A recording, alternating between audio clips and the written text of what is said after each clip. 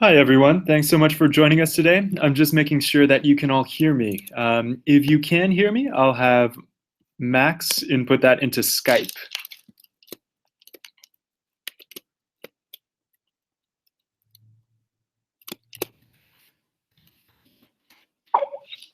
Okay, great to hear.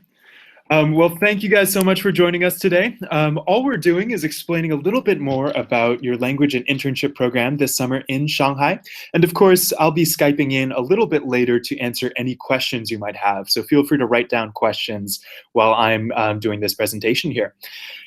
Today, we're going to be going over some cultural aspects of the program, and then, of course, the language aspect of the program, and more importantly, focusing on the internship itself. Many of you have already been placed. Some of you are still getting placement confirmations, but that should be happening in the next few days or so. So first and foremost, welcome to the Michigan State and James Madison College Internship and Language Program in Shanghai.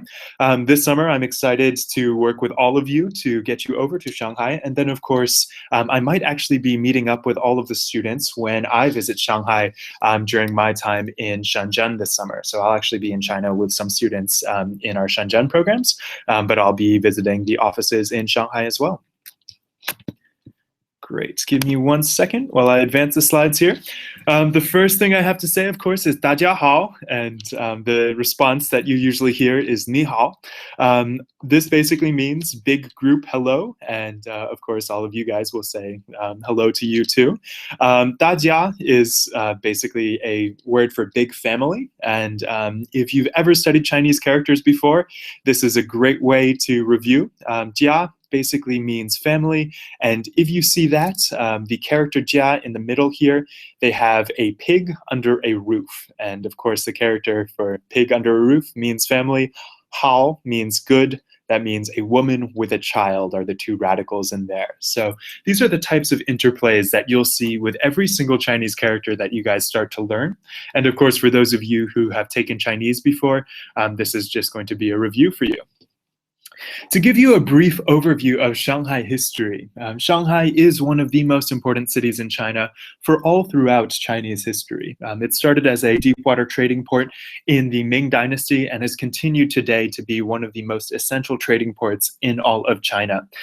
As you see there, that is 1920s Shanghai, when Shanghai was still a city of concessions.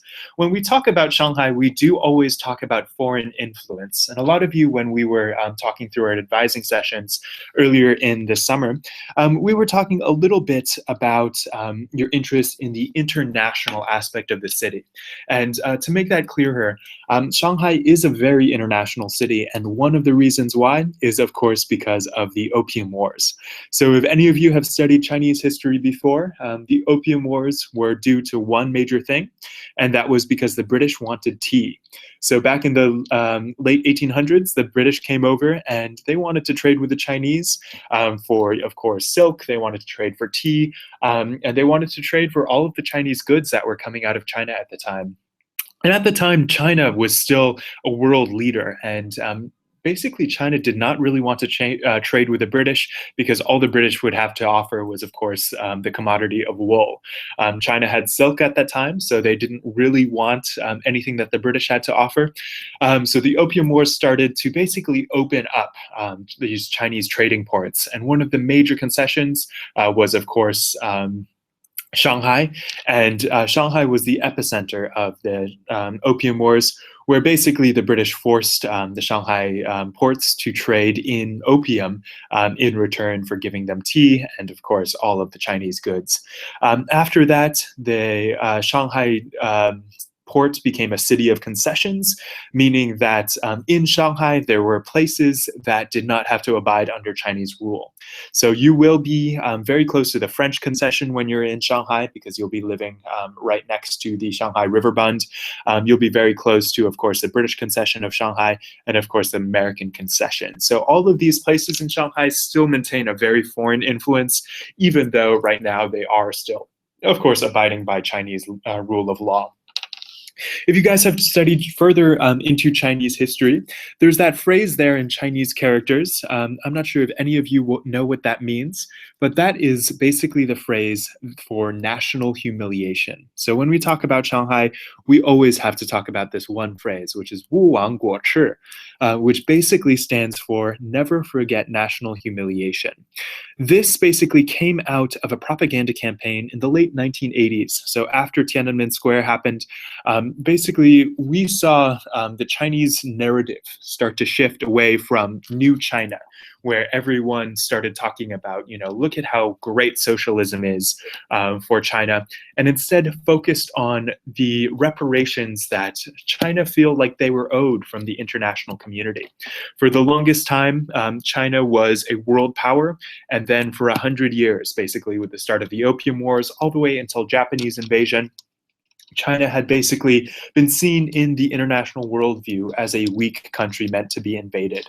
So this 100 years of national humiliation is at the forefront of every conversation when we talk about Shanghainese and Chinese history. Of course, following that is, of course, the Sino-Japanese War. After the 1920s, after the Qing dynasty was overthrown in 1911, basically the port of Shanghai became a very influential port.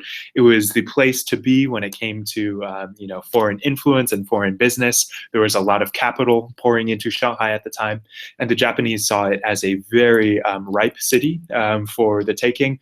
So I'm not sure if you've ever watched the film Lust, Caution, which was Ang Lee's one of his first films, but it's a great film that really explores the relationship between the Japanese puppet government that was installed after Japanese takeover. When we also talk about China, we have to talk about one main option here, and this is something that we will be drilling with you and when you arrive in Shanghai, but it's the notion of guanxi. Guanxi basically stands for interpersonal relationships or personal connections, if that makes sense. So to give you another language primer here, when you step on someone's foot in China, what do you say? You, of course, say sorry, right? Which is 对不起, 对不起. What people generally say back is 没关系. 没关系 means we don't have a personal connection, so it does not matter to me, right? Guanxi is at the center of every relationship and every interaction you go through when you're going to be living in Shanghai, interacting with, of course, Chinese nationals. So guanxi means that between your supervisor and yourself, you're going to have this relationship of guanxi. Between your teacher and yourself, you have this relationship of guanxi. And guanxi is something that needs to be cultivated over a period of time. So I thought today, just via Skype, we can run a little bit of a cultural primer as well to give you some situational awareness of what to expect while in China. So when we talk about guanxi, we also have to talk about the other aspect, which is 面子, which means face. So 面子 means there's this interplay of face and reciprocity going on in every interaction. And we really stress here that China is a very high context culture. So I'm not sure how many of you have taken business classes in international business that really cover this, but a high context culture is very different than a low context culture in that there's a lot of subtlety going on between any interaction. So an example of that is in America, we have a very direct culture. We have a very low context culture, meaning that if, for whatever reason, you're not enjoying your internship, you can tell someone straight to their face, I'm sorry, supervisor, but I'm not enjoying, this certain task. Whereas in China, that interaction is seen as an affront to face, an affront to 面子, which means that we do have to understand that there are going to be different ways that we have to go about expressing ourselves in these environments.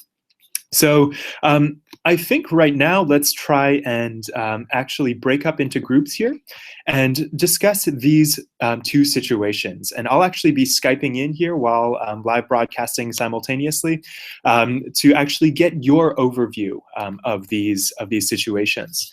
To read through this first situation, and just remember, this is all an exploration of these two cultural concepts of guanxi and 面子. For my first week, my supervisor has been acting distant to me. When I approach my supervisor and ask him for more work, the supervisor, of course, promises to assign me more projects. However, the next week, the supervisor doesn't follow up. So the questions I want you guys to answer just, with each other, and then we're, of course, going to discuss this when you Skype in. What are the cultural differences at play here? And what are some possible reasons for this interaction? And then, of course, what are some solutions to this? So I'll let you guys talk about that just in a group here, and then I'll Skype in with Max just to hear your feedback. Give me 1 second while I Skype in here.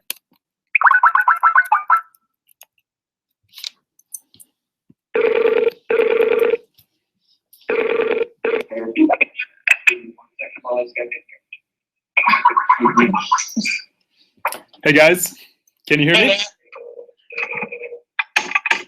Great. Yeah, so there's going to be a bit of a lag here in the, give me a second here. There's going to be a bit of a lag here when it comes to the presentation itself, but as long as you can hear me, guys, I would like you just to discuss with each other what are some cultural differences at play here, and then, of course, what are some solutions to this?